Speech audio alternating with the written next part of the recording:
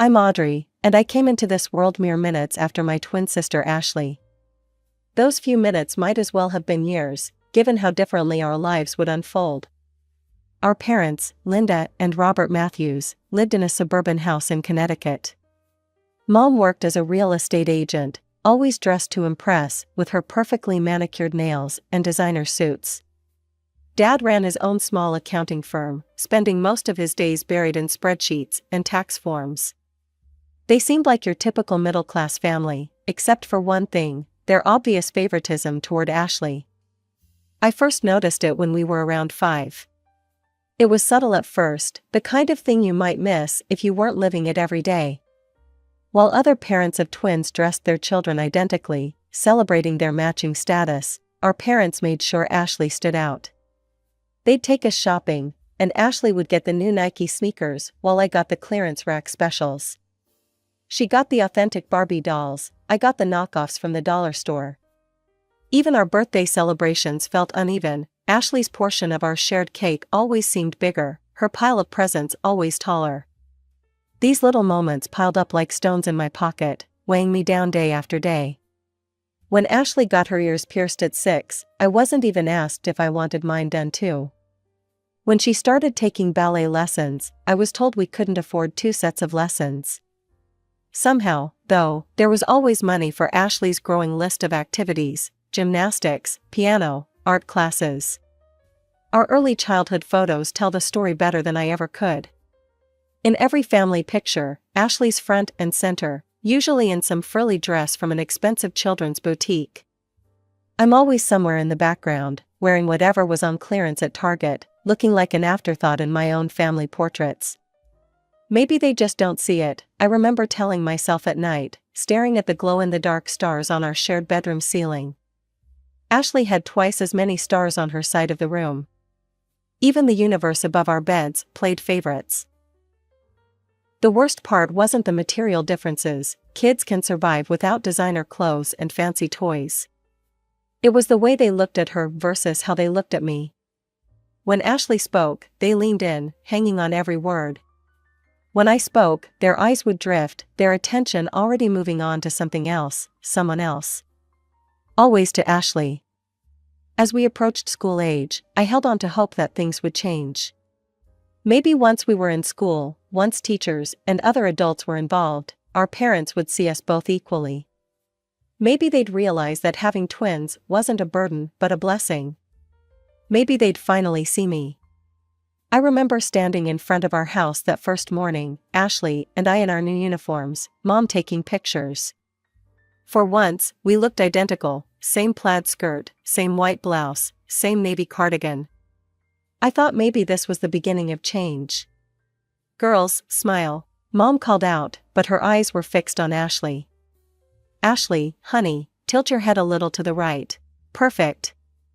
The familiar ache in my chest returned. Even in identical clothes, she found ways to make Ashley shine brighter. Our classroom was bright and cheerful, with alphabet charts on the walls and tiny desks arranged in neat rows. Mrs. Thompson, our teacher, sat us alphabetically, Matthews and Matthews, side by side. I was thrilled. Finally, someone who would treat us the same. But after school, the old patterns emerged stronger than ever. Mom's silver SUV would pull up to the curb, and what happened next became a daily routine that felt like a twist of the knife. "Audrey, go straight home and start your homework," Mom would say, barely looking at me as I climbed out of the car. Then she'd turn to Ashley with a bright smile. "Ready for dance class, sweetheart?" Off they'd go, to ballet on Mondays, piano on Tuesdays, art class on Wednesdays, gymnastics on Thursdays, and drama club on Fridays. I'd watch them drive away, then walk into our empty house, the silence my only companion. I threw myself into my studies, thinking that maybe, just maybe, if I got perfect grades, they'd notice me. I'd sit at the kitchen table, methodically working through math problems, practicing my spelling words, reading ahead in our textbooks. The house would stay quiet for hours, until I'd hear the garage door open and their voices floating in, Ashley chattering about her latest achievement, Mom's proud responses echoing through the halls. "Mom, I got an A+ on my history test," I said one evening, holding up my paper. "That's nice, dear," she replied distractedly, helping Ashley unpack her dance bag. "Ashley, show Dad the new routine you learned today." I kept trying. Every perfect score, every teacher's praise, every gold star, I collected them like precious gems, hoping one day they'd be enough to make my parents' eyes light up the way they did for Ashley. Then came the night that changed everything. I was 12, heading to the kitchen for a glass of water after finishing my homework. Their voices drifted up from the den, where they often sat after Ashley went to bed. I normally ignored their late-night conversations, but something made me stop this time. "Sometimes I wonder if we made a mistake," Dad was saying, his voice heavy with something I couldn't identify. "What do you mean?" Mom asked. "Having twins. Ashley would have been enough. She's everything we could want in a daughter. But two of them." "I know what you mean," Mom sighed. "Ashley's special. She's meant for great things. But Audrey, she's just there. We would have been fine with just Ashley." The glass slipped from my hand, but I caught it before it could shatter. I wished I could catch my heart just as easily. In that moment, everything crystallized. The years of trying to earn their love, of hoping things would change, it all seemed so foolish now. They didn't want me. They never had. I was the unwanted twin, the extra daughter, the one they wished they didn't have. After that night, something shifted inside me. I stopped seeking approval and instead focused entirely on my studies. Turns out, freedom from constantly trying to please my parents cleared my mind in ways I never expected. My grades, already good, became exceptional. "Excellent analysis, Audrey," Mr. Peterson said one day in English class, holding up my essay on The Great Gatsby. "Class, this is exactly the kind of deep thinking I'm looking for." I could feel Ashley tensing up beside me, her pencil tapping against her desk in that aggressive way it did when she was angry. I kept my eyes forward, but I could see her face turning red from the corner of my eye. Similar scenes played out in other classes. Math, science, history, it didn't matter. The more the teachers praised my work, the more Ashley seethed. It came to a head in chemistry when Mrs. Rodriguez asked me to tutor other students. That evening, I heard Ashley's voice from downstairs, "Mom, the teachers are being mean to me. They always praise Audrey and make me look bad.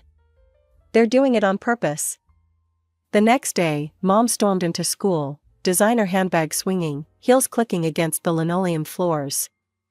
I watched from the hallway as she marched into Principal Williams' office, where they'd called in Mrs. Chen, our class teacher.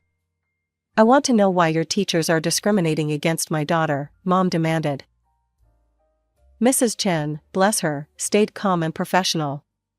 "Mrs. Matthews, let me show you something." She pulled out our progress logs, laying them side by side. "Here are both girls' records. Audrey consistently scores in the top percentile in all subjects. Ashley's grades are." "Are you suggesting my Ashley isn't smart?" Mom interrupted. "Not at all. I'm merely pointing out that Audrey's academic achievements are. This is exactly what I'm talking about. You're all biased against Ashley." No amount of evidence could convince her. When she came home that day, I overheard her telling Dad that the teachers were obviously prejudiced against their precious Ashley. By 16, I was tired of asking for pocket money and watching Ashley get hundreds of dollars just for existing. I applied for a job at the Coffee Bean, a cute cafe just a few blocks from our house. It wasn't glamorous work, but I loved the independence it gave me. Plus, my coworkers actually appreciated my presence, a novel experience in my life. Ashley, of course, couldn't let me have even this small victory. "Oh my God, you're actually going to be a waitress," she sneered one morning, watching me put on my uniform. "That's so common. Mom, can you believe Audrey's going to serve people food?" Mom just made a disapproving noise, sliding another $100 bill across the table to Ashley for her shopping needs. That's when I remembered something I'd overheard years ago, a heated phone conversation where Mom had yelled, "I don't want anything to do with you anymore." You're embarrassing with your tiny house and your budget clothes. I've moved up in the world. She'd been talking to her parents, my grandparents. The ones I'd never met because they weren't good enough for her new lifestyle. That evening, while Mom and Ashley were at another shopping spree, I snuck into Mom's home office. In her address book, under D4, Do Not Contact, I found an address in the older part of town. The next day, instead of heading to my afternoon shift at the cafe, I took a bus to a small blue house with a well-tended garden. My heart was pounding as I walked up the path. I had no idea what to expect, but I knew I had to try. I raised my hand to knock on the door. The door opened, revealing an elderly couple. The woman had gray hair tied back in a neat bun, and the man wore wire-rimmed glasses. They looked at me with confusion until I spoke. "Hi, I'm Audrey Matthews. I think you're my grandparents." Their jaws dropped simultaneously. The woman, my grandmother, put her hand to her mouth. "Oh my God, Frank, it's really her." They invited me in, and suddenly I was sitting in their cozy living room, drinking tea from delicate cups while they couldn't stop staring at me. "You look just like your mother did at your age," Grandma said softly. Before she changed. That first visit turned into many more. I'd tell my parents I was working extra shifts at the cafe, but instead, I'd spend hours with my grandparents, bringing them pastries and cookies from work. They were wonderful listeners, genuinely interested in my life, my studies, my dreams. For the first time, I felt seen. Then came graduation day. The ceremony was typically Matthew's family style, all focus on Ashley. When they called my name as valedictorian, my parents barely clapped, but when Ashley walked across the stage, they hooped and hollered like she'd just won an Olympic medal. I should have been prepared for what came the next day, but somehow, they still managed to shock me. "Girls, we have exciting news," Mom announced at breakfast, practically bouncing in her seat. "We're celebrating graduation in Hawaii." My heart lifted for a moment. Despite everything, I thought maybe, just maybe, this one time. "Honey," Mom turned to me, her voice dripping with fake sympathy, "we only got 3 tickets, for us and Ashley. You understand, right?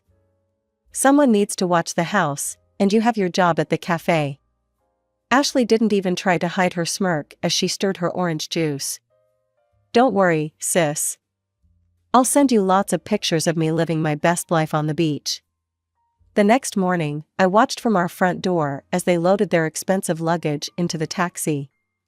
Ashley turned back, waving with exaggerated enthusiasm. "I'll make sure to send you beautiful photos from Hawaii. You can look at them between serving tables." As soon as the taxi disappeared around the corner, I pulled out my phone with shaking hands and called my grandparents. The tears I'd been holding back finally spilled over when I heard Grandma's voice. They went to Hawaii without me," I managed to get out between sobs. "They just left me here like I'm nothing." "Oh, sweetheart," Grandma's voice was soft but firm. "Come over right now. We'll have our own graduation celebration." I drove to their house, still wiping away tears. As I turned onto their street, I noticed something unusual, a brand new Mercedes C-Class sedan parked in their driveway, gleaming in the summer sun.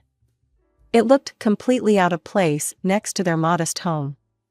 "Whose car is that?" I asked as I walked up to their front porch. Grandpa's eyes twinkled as he held up a set of keys. "Yours.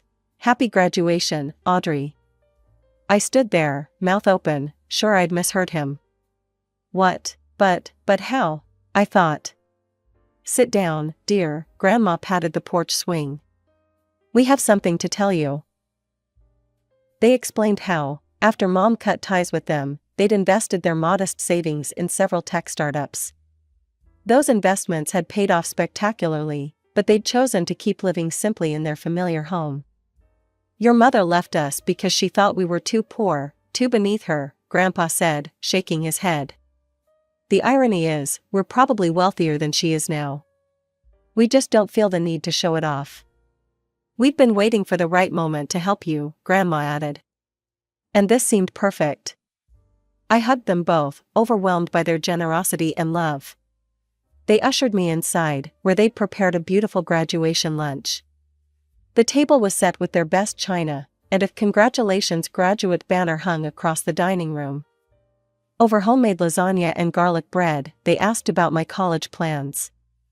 Actually, I said, feeling proud, I got accepted to Princeton with a full academic scholarship. I start in the fall. Their faces lit up with genuine joy, so different from my parents' lukewarm reaction when I'd told them.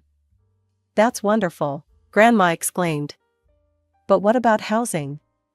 The scholarship covers that? Well, I was planning to live in the dorms. Nonsense, Grandpa cut in.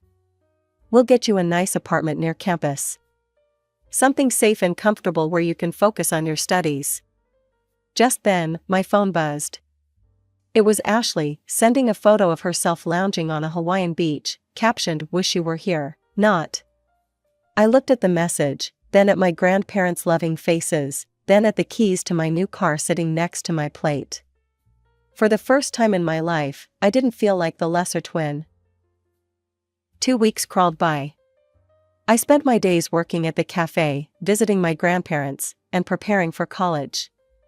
Each evening, my phone would buzz with another notification, Ashley posing on different beaches, dining at expensive restaurants, or lounging by infinity pools. Each photo was accompanied by increasingly obnoxious captions, "Living my best life while someone serves coffee. This is what success looks like. Some people vacation in Hawaii, others just dream about it." Then came the day of their return. I was in the living room, pretending to read a book while watching through the window. The taxi pulled up, and I couldn't help but smile as I saw their reactions unfold in slow motion. Mom noticed it first. She stopped so abruptly that Ashley walked right into her, dropping her designer beach bag onto the concrete driveway. Dad, struggling with their expensive matching luggage set, nearly tripped over them both. "What is that?" Mom's voice carried through the front window, high-pitched and sharp. She was pointing at the Mercedes as if it might bite her, her perfectly manicured finger trembling slightly. Is that a new C-Class?" Dad stammered, his jaw hanging open. "The latest model?" I took my time walking to the front door, enjoying every second of their confusion. Their tan seemed to pale with each step I took. When I stepped onto the porch, they all turned to stare at me like they were seeing a ghost. "Whose car is that?" Dad demanded, his face red from both the Hawaiian sun and shock. I twirled the keys around my finger, the way Ashley always did with her designer purse straps when she was showing off. "Mine." Ashley let out a bark of laughter, but I could hear the uncertainty in it. "Yeah, right. Like you could afford that on your waitress salary. What did you do, steal it, rob the cafe? Or are you just parking it for some rich customer?" "Actually," I said, savoring each word like the expensive chocolates they'd never shared with me, "it was a graduation gift. From Grandma and Grandpa." The color drained from Mom's tanned face so fast I thought she might faint. "What? You know, your parents? The ones you were too embarrassed to talk to because they were too poor? Those grandparents." Dad turned to Mom so fast I thought he might get whiplash. "Linda, call your parents. Right now." His voice had that same demanding tone he used when ordering at restaurants. Mom's hand shook as she pulled out her phone, her French manicure catching the sunlight. She didn't even bother with pleasantries when Grandma answered, putting the phone on speaker without realizing it. "Where did you get the money for that car?" she demanded, her voice echoing in our front yard. I could hear Grandma's voice through the phone, calm and slightly amused. "Oh, hello to you too, dear. Enjoying your expensive vacation?" I saw all the lovely photos Ashley posted. "The Royal Hawaiian Hotel looks lovely this time of year." "Don't change the subject. How could you afford to buy Audrey a Mercedes?" "Well, sweetheart," Grandma's voice dripped with satisfaction, "it seems you underestimated us. Those embarrassing parents you were so ashamed of? We're quite comfortable now. More than comfortable, actually. We're rich." Mom's entire demeanor changed instantly, her voice becoming syrupy sweet. "Mom, I've been thinking, maybe it's time we put the past behind us." Family is so important, after all. Is it? Grandma's voice was cool. Of course. And speaking of family, Mom's eyes darted to Ashley, who was already preening. You have another granddaughter who would love to get to know you. She could really use a nice car too, maybe even something a little more special? Grandpa's laugh crackled through the speaker. You mean the granddaughter you just took to Hawaii while leaving Audrey alone? That granddaughter? Mom's face flushed. That's not. I mean, look, as grandparents, you should treat the girls equally. They're the same age, after all. It's only fair they get the same gifts. Equally? Grandma's voice turned sharp. That's rich coming from you, Linda. Parents should love their children equally too. But that hasn't been the case in your household, has it? The line went dead. Mom stared at her phone for a moment before turning to me, her expression hardening. Audrey, you need to give that car to your sister. Excuse me? I couldn't believe what I was hearing. Ashley needs a good car for college, Dad jumped in. She got accepted to State University. She needs reliable transportation. You're just working at that cafe, you don't need anything this fancy. Ashley was already walking toward the Mercedes, hand outstretched. Give me the keys, sis. You know, I'll look better driving it anyway. I laughed. I couldn't help it. The sheer audacity of it all was just too much. This is my car, I said firmly. And I'm not giving it to anyone. Dad stepped forward, his face red with anger. If you don't give that car to your sister right now, you can get out of this house. Funny you should say that, I said, walking to the Mercedes. I popped the trunk, revealing my packed suitcases and boxes. I'd been ready to leave for days. Their mouths hung open as I pulled an envelope from my purse and held it up. Oh, and by the way, I won't be serving coffee much longer. I got accepted to Princeton on a full scholarship. Ashley's shriek could probably be heard 3 blocks away. Mom stumbled backward like I'd slapped her. Dad just stood there, opening and closing his mouth like a fish out of water. I got into my car, the leather seats still new enough to creak slightly. Through the windshield, I could see their shocked faces, their perfect family fantasy crumbling before their eyes. Those last few weeks of summer at my grandparents' house were the happiest I'd ever experienced. Every morning, I'd wake up to the smell of Grandma's coffee and the sound of Grandpa humming as he read the newspaper. No walking on eggshells, no competing for attention, no feeling like an unwanted shadow. Just peace. Moving to Princeton was bittersweet. I hugged my grandparents goodbye, promising to call every day, and set off in my Mercedes with everything I owned. The drive to New Jersey felt like crossing a boundary between my old life and my new one. My grandparents had found me a beautiful little apartment just 10 minutes from campus. Nothing flashy, but worlds better than any dorm room, hardwood floors, big windows, and even a small balcony where I could study. They'd insisted on paying the rent, despite my protests. I still wanted some independence, though, so I got a part-time job at a local coffee shop. The irony wasn't lost on me, still serving coffee, but this time by choice, not necessity. My co-workers were mostly other students, and for the first time in my life, I found myself making real friends. One Sunday afternoon, about a month into the semester, Grandma called with some interesting news. Your parents showed up at our door yesterday, she said. My heart skipped a beat. What did they want? Oh, the usual. Linda was all smiles and fake apologies, asking about our financial situation and hinting about Ashley's upcoming birthday. Your father kept looking around the house, probably trying to guess our net worth. What did you tell them? Grandpa's voice joined in on the line. We told them that we'd already decided what to do with our money. It's all going to you. I could picture their faces. How did they take that? Let's just say Linda's smile didn't look so genuine after that, Grandma chuckled. We asked them not to come back. That evening, I blocked their numbers and all their social media accounts. Ashley's too. I knew what would come next, sudden declarations of love and regret, offers to start fresh as a family. But I didn't need their kind of family anymore. Now, sitting in my constitutional law class, taking notes and actually enjoying the complexity of the material, I sometimes think about that little girl who used to pray for her parents' love. I wish I could tell her that she'd find something better, not just love, but respect, support, and the freedom to be herself. My phone buzzes quietly in my pocket, probably my study group confirming our meeting at the library later.